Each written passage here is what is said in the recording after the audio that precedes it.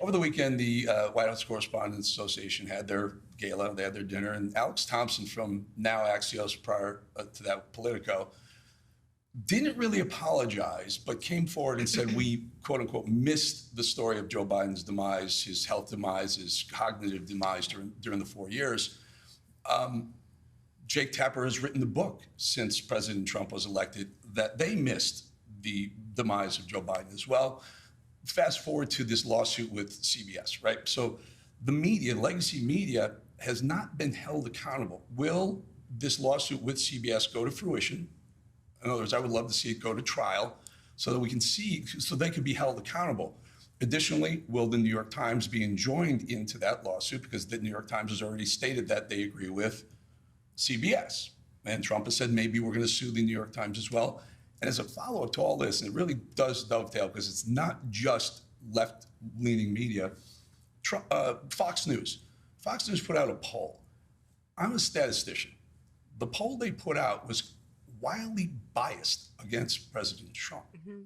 Will Fox sue Fox? Will Trump sue Fox for their methodology in polling?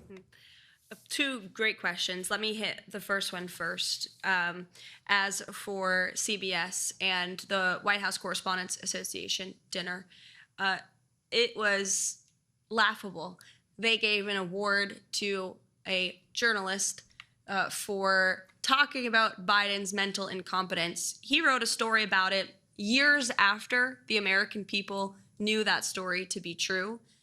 Didn't take much, just 2 eyes and 2 ears to realize that Joe Biden was completely inept, was unfit to serve as president of the United States. And nobody in the legacy media, nobody in this city wanted to talk about it. In fact, I recall being on President Trump's campaign and calling out Joe Biden's cognitive decline. And we were accused of manufacturing deepfakes. My predecessor accused us for manufacturing deepfakes from the White House podium, when she knew and everybody in this White House knew the true status of Joe Biden's physical and mental fitness. And the mainstream media allowed that cover-up to take place because they refused to dig for the truth.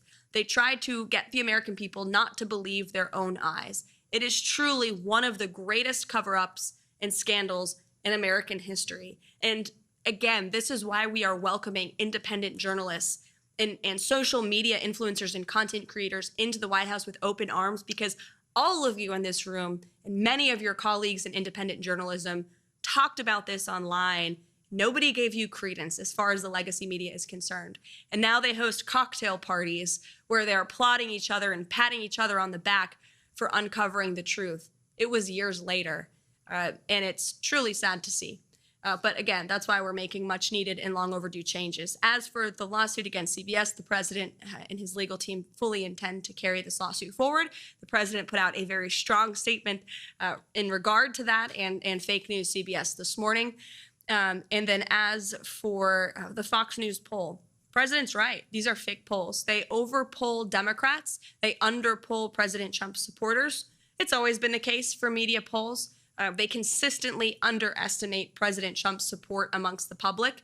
That's why we don't really blink when we see them, to be honest with you. We're staying focused on the mission and moving forward. The president knows everything he's doing is exactly what he promised the American public he would do. And if you look at the key issues in the polling, the president is still ahead because Americans know he is delivering on them, on those issues for them. And if you look at the methodology, you're right. They're overpolling Democrats, underpolling Republicans. It's a clear-cut case of fake polling, no doubt. If I may, also misinformation, though, right? And maybe as detrimental to the presidency as what CBS has done or the New York Times is doing. Yeah, no doubt about it. The president's spoken quite strongly about it, and I know he's made some phone calls to express his displeasure with it as well.